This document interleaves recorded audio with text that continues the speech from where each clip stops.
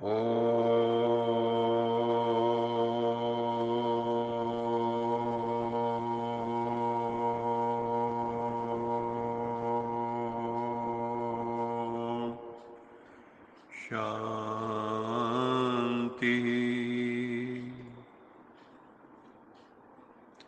सत्यम शिवम सुंदरम सच्चित आनंद स्वरूप सत श्री अकाल मूर्त परम पिता परमात्मा की परम प्रिय संतान, मेरे प्रिय भाइयों तथा बहनों, आज की मुरली मंथन से पूर्व कुछ लाइनें जो मैंने कुछ वर्ष पहले लिखी थी वो आपके सामने प्रस्तुत कर रहा हूं। जीवन की खोज मुझ से प्रारंभ, मुझ पर ही खत्म। जीवन की खोज मुझसे प्रारंभ, मुझ पर ही खत्म। मैं अपनी ही खोज में।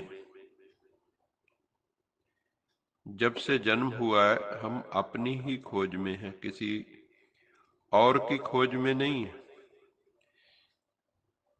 जब हमें कोई अपने जैसा मिलता है तो हमारी उससे दोस्ती हो जाती है। उसका मुख्य कारण क्या होता है कि वो मेरे जैसा है। जहां मैं अपने आप को जितना अधिक देख पाता हूं वहां हमारी मित्रता हो जाती, समान से मित्रता होती। तो मैं अपनी ही खोज में हूं, चाहे मैं दूसरे में भी खुद को ही खोज रहा हूं। प्रभु जब से तुम मिले खोज खत्म हुई। प्रभु जब से तुम मिले खोज खत्म हुई। तुमने मुझे मुझसे ही मिला दिया। तुमने मुझे मुझसे ही मिला दिया।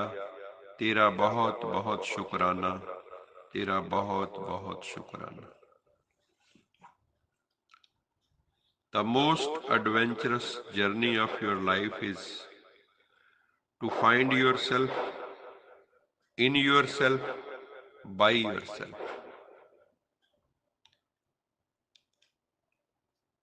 ये जीवन की जो यात्रा है बड़ी एडवेंचरस है, साहसपूर्ण है। इसमें बहुत संघर्ष, और इस कैसे करनी है ये जर्नी, यात्रा, जीवन की यात्रा। टू फाइंड योरसेल्फ, ये किस लिए यात्रा? अपने आप को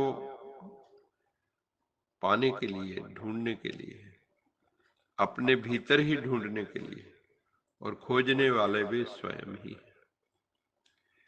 बाबा ने कहा आज की मुरली मंथन में, सबसे ऊंची विद्या है आध्यात्मिक विद्या, स्पिरिचुअल एजुकेशन अथवा ईश्वरीय ज्ञान।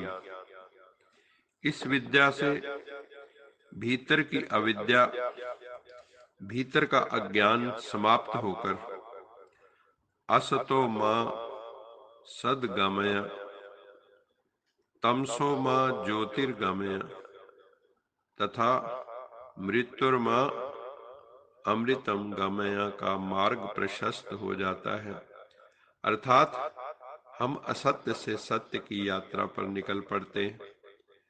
तमस मतलब अंधकार से प्रकाश की ओर, तमसो मां ज्योतिर्गमय तथा मृत्युर्मा अमृतम गम्य। जब हमें ज्ञान प्राप्त होता है, आत्मा का ज्ञान, तो हम अमृत तत्व की ओर बढ़ जाते हैं, मृत्यु से परे चले जाते हैं, हम अकाल मूर्त की तरफ चले जाते हैं। इस विद्या से मानव में देवत्व का अवतरण होता है। इस विद्या से श्री सीता, श्री राम, श्री लक्ष्मी, श्री नारायण की तरह मर्यादा पुरुषोत्तम बन जाते हैं। कोड ऑफ कंडक्ट लाइफ का हिस्सा बन जाता है। इस संसार का एक नियम है, जो आज नया है वो कालांतर में पुराना हो जाएगा। आज जो बच्चा है कालांतर में वो बूढ़ा हो जाएगा। बूढ़ा से बच्चा बनने के लिए अर्थात पुराने से नया होने के लिए मृत्यु से गुजरना पड़ता है, पुराने को गिराना पड़ता है। इसी प्रकार सृष्टि का भी बचपन सतयुग है जो सतो प्रधान है, किशोर अवस्था त्रेता है जो सतो सामान्य है, युवा अवस्था द्वापर है जो रजो प्रधान है, कामनाओं से भरा हुआ है, एवं कलयुग बुढ़ापा है जो तमो प्रधान अवस्था है। अब कलयुगी रूपी बुढ़ापे से सतयुगी रूपी बच्चा बनने के लिए एक महाविनाश के ट्रांजिशन से, संगम से गुजरना होगा। परम पिता परमात्मा पुराने को नया बना देता है। हमें याद रखना चाहिए, महाभारत युद्ध में किसकी जीत हुई?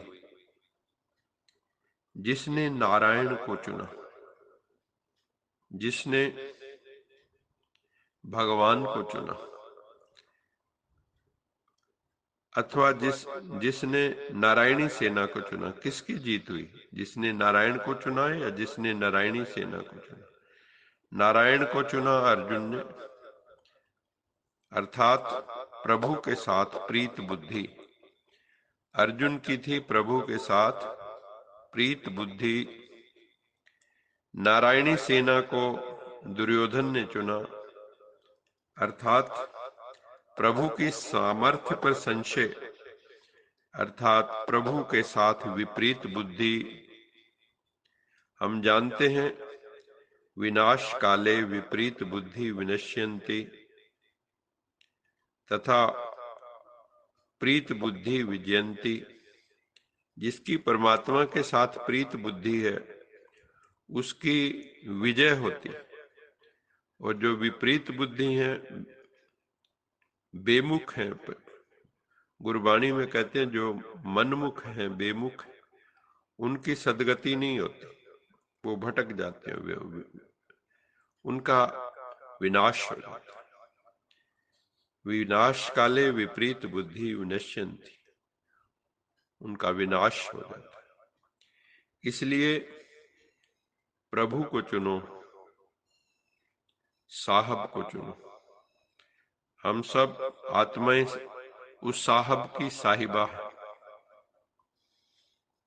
वो गीत भी है ना, सुन साहिबा सुन प्यार की धुन, मैंने तुझे चुन लिया तू भी मुझे चुन, सुन साहिबा सुन प्यार की धुन।